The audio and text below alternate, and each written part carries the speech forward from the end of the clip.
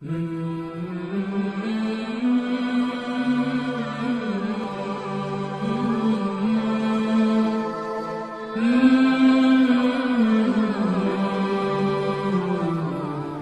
عليكم ورحمة الله تعالى وبركاته.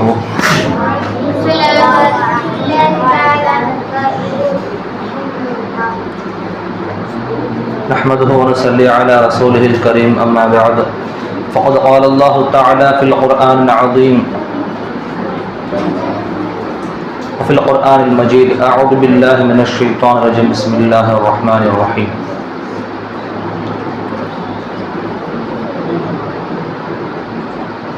واذكر في الكتاب مريم. وقال نبينا صلى الله عليه وسلم: اذكروا محاسن موتاكم. صدق الله العظيم وصدق رسوله النبي الكريم ونحن على ذلك من الشاهدين والشاكرين والحمد لله رب العالمين. அல்லாஹு தஆலா நம்ம எல்லாம் முஸ்லீமாகவும் முஃமினாகவும் அதிலும் குறிப்பாக கண்மணி நாயகம் ஸல்லல்லாஹு அலைஹி வஸல்லம் அவர்களுடைய மேலான உம்மத்திலே பிறக்க வைத்திருக்கிறான். அல்ஹம்துலில்லாஹ் அல்ஹம்துலில்லாஹ் அல்ஹம்துலில்லாஹ். மேலும் அல்லாஹ்வுடைய நெருக்கத்திற்கு பாத்திரமான வலிமார்களையும் இறைநேசர்களையும் அவர்களை புகழ்வது மற்றும் அவருடைய வாழ்க்கை அறிவுரையின்படி நம்முடைய வாழ்க்கையை ஆக்கிக் கொள்வதற்கு அல்லாஹ் தஆலா நமக்கு ஒரு வாய்ப்பை கொடுத்தான். அந்த அல்லாஹ்வுக்கு எல்லா புகழும். அல்ஹம்துலில்லாஹ் அல்ஹம்துலில்லாஹ். எனக்கு இந்த மன்றத்தில் கொடுக்கப்பட்ட தலைப்பு வலிமார்களுக்கு எடுக்கப்படும் விழாக்கள் கூடுமா என்பதை பற்றி. ஏன் இந்த கேள்வி எழுகிறது என்று சொன்னால், நம்முடைய சமகாலங்களிலே நம்மை போன்று ஒரு தாய் வயிற்றிலே பிறந்து எந்த ஒரு அசாத்தியமான காரியங்களையும் செய்யாமல் ஒரு நபரை புகழ வேண்டும், அந்த நபருக்கு அதிகம் புகழ் சேருகின்றது என்று சொன்னால் அவர் ஏதாவது ஒரு அசாத்தியமான காரியத்தை செய்திருக்க வேண்டும். அப்போ என்ன பண்ணுவாங்க? புகழ்வாங்க. அவர் யாராலையும் செய்ய முடியாத காரியத்தை செஞ்சுட்டாருப்பா அப்படின்னு புகழ்வாங்க. அப்படி எந்த காரியமும் இந்த வழிமார்கள் செஞ்ச மாதிரி தெரியலையே. எப்படி நமக்கு ஒரு தாய், ஒரு தந்தை, ஒரு தாய், அவ்வளவுதான். அது போலதான் அவருக்கும் ஒரு தாய், ஒரு தந்தை. எப்படி நாம் வயிற்றிலிருந்து பிறக்கிறோமோ அதே போன்றதான் அவங்க வானத்திலிருந்து குதிக்கலாம். இல்லை, வழிமார்கள் எல்லாம் வானத்திலிருந்து குதிச்சாங்களா? கிடையாது. பின்பு ஏன் இவர்களுக்கு மட்டும் தனியாக தர்காக்களை கட்டி அதற்கு கொடியேற்றம் நடத்தி உருசு செய்து, உருசு என்ற பண்டிகை நடத்தி அவருடைய கபர்களில் மலர்களை தூவி சந்தனங்களை பூசி அவர்களை பற்றிய விஷயங்களை எல்லாம் பல மணி நேரங்கள் பெருமையாக பேசி இவ்வளவு காரியங்களை இந்த வழிமார்களுக்கு நாம் ஏன் செய்ய வேண்டும் என்று யாருக்கு கேள்வி எழும் தெரியுமா? யாருக்கு அவர்கள் மீது பொறாமை ஏற்படுகிறதோ, நாம் தான் நிறைய காரியங்களை செய்கிறோம், நமக்கும் ஏன் இந்த வழிமார்களை போன்ற அந்தஸ்து கிடைக்கவில்லை, நம்மை ஏன் புகழ்ந்து பேச மாட்டேங்கிறாங்க. இந்த வழிமார்கள் சேகமார்கள்லாம் போனா பின்னாடியே 10 பேர் போறாங்க வாழை பிடிச்சிக்கிட்டு. அப்படியே அவங்க சொன்னா என்னடா செய்யலாம், எப்ப ஏதாவது சொல்லிடுவாங்களோ சொல்றதுக்காக வேண்டி காத்திருக்கிறாங்க. சொன்ன உடனே செய்யணுமேனு அப்படியே ரெடியா உட்காந்துருக்கிறாங்க அவங்க சீடர்கள் எல்லாம். ஆனா இந்த பணக்காரங்க இவங்கெல்லாம் பார்த்தா ஏதாவது சொல்லிடுவானோ, சொன்னா செய்யணும் வேறையே அப்படின்னு தான் நினைக்கிறாங்க. நமக்கு கீழே வேலை செய்யக்கூடியவர்கள் இப்படி இருக்கிறாங்க. ஆனா அவங்க கீழே வேலை செய்யக்கூடியவங்க இப்படி அவ்வளவு மேன்மையா நடந்துக்கிறாங்க. அவ்வளவு ஆர்வமான முறையில, அவ்வளவு ஆசையுடன் அவங்க மேல அவ்வளவு காதல் கொண்டிருக்கிறார்கள் ஷேகுமார்கள் மேல. அவங்க உயிரோடு இருந்தாலும் காதல் கொண்டிருக்கிறார்கள். அதே மாதிரி அவங்க மரணித்தாலும் அவங்க கபரையே சும்மா வர்றதில்லை. அவங்க கபரை எவ்வளவு அலங்காரப்படுத்த முடியுமோ, எவ்வளவு மேன்மைப்படுத்த முடியுமோ அவ்வளவு மேன்மைப்படுத்துகிறாங்க. எப்படி இவங்களுக்கு மட்டும் இவ்வளவு அந்தஸ்து கிடைக்குது என்று யாருக்கு பொறாமைப்படுறாங்களோ அவங்களுக்கு தான் முதல்ல இந்த கேள்வி வரும். சரி, அவங்க கேள்வி கேட்டுட்டாங்க. இப்போ நம்ம அது கண்டிப்பாக பதில் சொல்லி தான் ஆகணும். சரி, இந்த வழிமாறுகளுக்கு நாம் எடுக்கக்கூடிய இந்த நிகழ்ச்சி என்பது அதன் பெயர் உருஸ் என்று சொல்வார்கள். உருஸ் என்று சொன்னால் திருமணம் ஆன ஆணுக்கும் சொல்லப்படும், திருமணம் ஆன பெண்ணுக்கும் உருஸ் என்ற வார்த்தை பயன்படுத்தப்படும். சரி, எதுக்காக வேண்டி இந்த நிகழ்ச்சி நடத்தப்படுது உருஸ் என்ற பெயர் அப்படின்னு கேட்டால், முதல்ல இந்த பேர் தான் நம் புழக்க பாஷையில உருஸ் வச்சிருக்கோம். ஆனால் நாம் வழிமாறுகளை கொண்டாடுவதற்காக வேண்டி இந்த நிகழ்ச்சியை நாம் நடத்துகிறோம். சரி, ஏன் இந்த உருஸ் என்ற பெயரை இந்த பண்டிகைக்கு நாம் விட்டோம் என்று சொன்னால், இப்ப பிரிந்து கிடக்கக்கூடிய ஒரு ஆண் பெண், ஒரு கணவன் மனைவி, ஆனால் அதுவரையும் அவர் பிரிந்தா இருந்தார்கள். எப்பொழுது அவர்கள் இருவரும் ஒன்று சேர்வார்கள் என்று சொன்னால், எப்பொழுது திருமணம் நடக்கிறதோ அந்த சமயத்தில் தான் அவங்க என்னவாங்க ஒன்று சேர்வார்கள். அது போன்று இத்தனை நாட்களாக அல்லாஹ்வை நினைத்து கொண்டே வழிமாறுகள் வாழ்ந்து கொண்டிருந்தாலும் இந்த உடலளவில் அல்லாஹ்வை விட்டு அவர்கள் பிரிந்துதான் இருந்தார்கள். அல்லாஹ்வுடன் அவர்கள் சேர்ந்து வாழவில்லை. தன்னுடைய கல்பளவில் அல்லாஹ்வுடன் சேர்ந்து வாழ்ந்தார்கள். ஆனால் தன்னுடைய உடலளவில் அவர்கள் சேர்ந்து வாழ முடியாத ஒரு சூழ்நிலை. ஏன்னா உலகத்துல வாழ்ந்துட்டு இருக்கிறாங்க.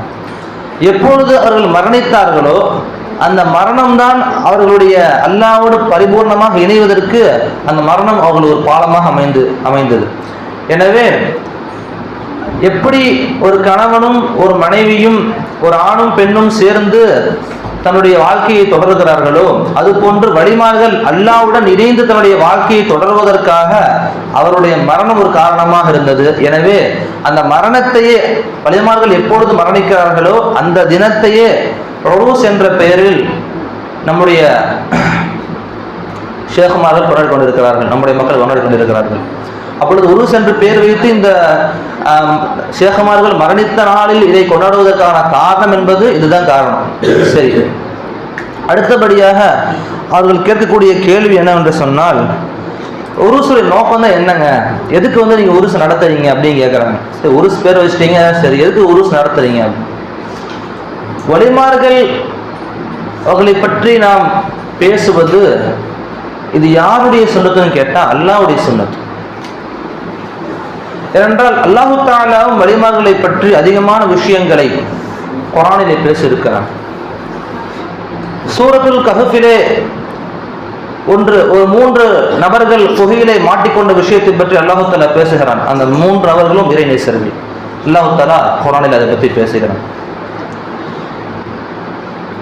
அதே போன்று மரியம் அலைஹிஸ்ஸலாம் அவர்கள், மூசா அலைஹிஸ்ஸலாம் அவங்களுடைய தாயார், இவர்களும் நபி கிடையாது, அல்லாஹ்வுடைய நேசர். ஆனால் இந்த வழிமாறுகளை பற்றி, இறை நேசர்களை பற்றி அல்லாஹ்வே தன்னுடைய திருமறையில் பேசியிருக்கிறான். அப்பொழுது வழிமாறுகளை நாம் நினைவு கூறுவது என்பது அல்லாஹ்வுடைய சுன்னத். அது மட்டுமல்ல, நாயகம் ஸல்லல்லாஹு அலைஹி வஸல்லம் சொல்லி காட்டுகிறார்கள், உங்களில் யாராவது மரணித்து விட்டால் அவர்களுடைய நற்காரியங்களை பற்றி நீங்கள் உங்களிலே ஒருவருக்கு ஒருவர் பேசிக்கொள்ளுங்கள். உதுகுரு மஹாசின மூத்தாகும், உங்களில் நீங்கள் நினைவு கூறுங்கள், நீங்கள் உங்களுடைய மூத்தா போனவர்களுடைய நற்கருமங்களை பற்றி, நற்காரியங்களை பற்றி உங்களுடைய சபைகளிலே நீங்கள் எடுத்து பேசிக்கொள்ளுங்கள் என்று நாயகம் ஸல்லல்லாஹு அலைஹி வஸல்லம் சொல்லி காட்டுகிறார்கள். அதன் அடிப்படையில் பார்க்கும் பொழுது ஷேகுமார்கள், அல்லாஹ்வுடைய வழிமார்கள் நமக்கு அவர்கள் செய்த இஹ்சானை போன்று, உபகாரத்தை போன்று வேறு யாரும் செய்தது கிடையாது என்றுதான் சொல்ல வேண்டும். ஏனென்றால் மற்ற நபர்கள் எல்லாம் நமக்கு இந்த உலக வஸ்துக்களை பற்றியும் உலகத்தில் வெற்றி அடைவதை பற்றியும் தான் காட்டி கொடுத்தார்கள். ஆனால் உலகத்திற்கும் மறுமைக்கும் சேர்த்து ஒரே வெற்றியாக ஒரே பாதையை காட்டி கொடுத்து அதன்படி நமக்கு வாழ கற்றுக் கொடுத்தது நம்முடைய ஷேகுமார்கள், இறைநேசர்கள் தான். எனவே அவர்களுடைய இஹ்சான்களை பற்றி, அவர்கள் நமக்கு என்னென்ன உபகாரங்கள், கண்டிப்பாக நம்முடைய வாழ்க்கையில் இந்த உலகத்திற்காக வேண்டியும் அவர்கள் உபகாரம் செய்யாமல் கிடையாது, மறுமை வாழ்க்கைக்காக வேண்டியும் கண்டிப்பாக உபகாரம் செய்திருக்கிறார்கள் என்ற அடிப்படையில் அவர்களுடைய மரணத்தின் நாளில் அவர்கள் நமக்கு என்ன இஹ்சான்கள் செய்தார்கள், இன்னும் பிறருக்கு எத்தனை இஹ்சான்கள் செய்தார்கள், இன்னும் எத்தனை நற்காரியங்களை இந்த உலகத்திற்கு அவர்கள் செய்து காட்டியிருக்கிறார்கள் என்பதை பற்றி நாம் பேசுவதில் எந்த தவறும் கிடையாது. அவ்வாறு பேசினால் அது ஹதீஸுக்கு மாற்றம் கிடையாது. ஹதீஸின் அடிப்படையில் தான் நம்மளுடைய வாழ்க்கையை நாம் நடத்தி கொண்டிருக்கிறோம். அதில் எந்த விதமான தவறும் கிடையாது. இரண்டாவதாக அவர்கள் சொல்லக்கூடிய அடுத்தடுத்த காரியங்கள் எல்லாமே அவங்க என்ன சொல்றாங்க, நீங்க செய்யறது தவறுங்க, இதை மாத்திக்கங்க, இப்படி சொல்றது கிடையாது. கொடி ஏற்றி விட்டா ஷிர்க், அவ்வளவுதான். சந்தன தலை விட்டுருக்கலாம் ஷிர்க்கு, அவ்வளவுதான். பூ போட்டீங்களா பூ ஷிர்க்கு, வேற என்ன, புகை போட்டா புகை ஷிர்க்கு. இது மாதிரி எல்லாமே ஷிர்க்கின்ற பெயரில் தான் பேசி கொண்டிருக்கிறார்கள். தவறு அப்படின்னு சொன்னா கூட ஏதாவது நீங்க தவறு என்றது தவறு தாங்க, பதில் கொடுக்குறோம் சொல்லலாம். எந்த விதமான அடிப்படை ஆதாரமும் இல்லாமல் ஒரு விஷயத்தை ஹராம் என்று சொல்வதற்கு மார்க்கம் அனுமதி தரவே கிடையாது. ஒரு விஷயம் ஹலால் என்று சொன்னாலும், அதை செய்வதற்கு ஆகுமானதாக இருக்கிறது என்று சொன்னாலும், இது ஹலாலுங்க அப்படின்னு சொல்றதுக்கு ஒரு கத்இ ஆதாரம் வேணும். அதே போன்று ஒரு விஷயம் ஹராம், இது செய்யவே கூடாது, மார்க்கத்தால் தடுக்கப்பட்ட காரியம் அப்படிங்கிறதுக்கும் கத்இ உறுதியான ஆதாரம் இல்லாமல் ஹராம் என்று சொல்லவே கூடாது. ஆனால் இங்க எந்த அடிப்படையில் எல்லாமே ஷிர்க் என்று சொல்கிறார்கள் என்று தெரியவில்லை. அப்பொழுது முதலாவதாக நாம் பார்ப்போமே ஆனால் பாமரம் ஏற்றுவது என்றால் என்ன தெரியுமா? கொடியேற்றுதல். உருசுக்கு முந்தின நாள் அல்லது சில வாரங்களுக்கு முன்பு கொடியேற்றுவாங்க. ஒரு 4-5 நாளைக்கு முன்னாடி 10 நாளைக்கு கொடியேற்றுவாங்க. அப்ப நாம் கொடி ஏற்றலாமா? நம்முடைய இஸ்லாத்தின் அடிப்படையில் கொடியை புழங்குவது மார்க்கம் அனுமதித்திருக்கிறதா என்று கேட்டால் தாராளமாக அனுமதித்திருக்கிறது. நாயகம் ஐஷா ரலியல்லாஹு அறிவிக்கிறாங்க, நாயகம் ஸல்லல்லாஹு அலைஹி வஸல்லம் கான லிவா ரசூலுல்லாஹி ஸல்லல்லாஹு அலைஹி வஸல்லம் அபியது, ரசூல் ஸல்லல்லாஹு அலைஹி வஸல்லம் உடைய கொடி வெண்மையானதாக இருந்தது என்று ஆயிஷா ரலியல்லாஹு அறிவிக்கிறாங்க. இப்னு அப்பாஸ் ரலியல்லாஹு அறிவிக்கிறாங்க, நபி ஸல்லல்லாஹு அலைஹி வஸல்லம் உடைய பெரிய கொடி கருப்பானதாகவும் சிறிய கொடி வெள்ளையானதாகவும் இருந்தது என்று அறிவிக்கிறார்கள். அதே போன்று ஃபத்ஹ் மக்காவின் சமயத்தில் நாயகம் ஸல்லல்லாஹு அலைஹி வஸல்லம் ஒட்டகையிலே வரும் பொழுது கருப்பு கொடியை ஏந்தியவர்களாக கருப்பு கொடியோடு வந்தார்கள் என்று நபி ஸல்லல்லாஹு அலைஹி வஸல்லம் பற்றி ஹதீஸ் அறிவிக்கப்படுகிறது. அப்பொழுது போர்க்களத்திலே நாயகம் ஸல்லல்லாஹு அலைஹி வஸல்லம் கொடிகளை பயன்படுத்தியிருக்கிறார்கள். அது மட்டுமல்லாமல் பத்ர் போர்க்களத்திலே நபி ஸல்லல்லாஹு அலைஹி வஸல்லம் அந்த போரை முடித்துவிட்டு திரும்பி வரக்கூடிய சமயத்தில் சொன்னார்கள், ரஜஅனா மின் ஜிஹாதில் அஸ்கரி இலா ஜிஹாதில் அக்பர், நாம் சிறிய போரிலிருந்து பெரிய போரின் பக்கம் நாம் திரும்பி கொண்டிருக்கிறோம் என்று நாயகம் ஸல்லல்லாஹு அலைஹி வஸல்லம். சஹாபாக்கெல்லாம் பயந்துட்டாங்க. என்னது இப்பதான் பத்ர் முடிஞ்சு வந்துச்சு, நான் 300 பேர் அவங்க 1000 பேர், இதே பெரிய போர் நினைச்சிட்டு இருக்கிறோம், இதுல வர இதோட பெரிய போரா அப்படின்னு பயந்தாங்க சஹாபாக்கள். அப்பதான் நபி ஸல்லல்லாஹு அலைஹி வஸல்லம் சொன்னாங்க, இப்ப நாம் போர் செய்யப்படுவ போகிறது நம்ம நஃப்ஸு கூட தான்.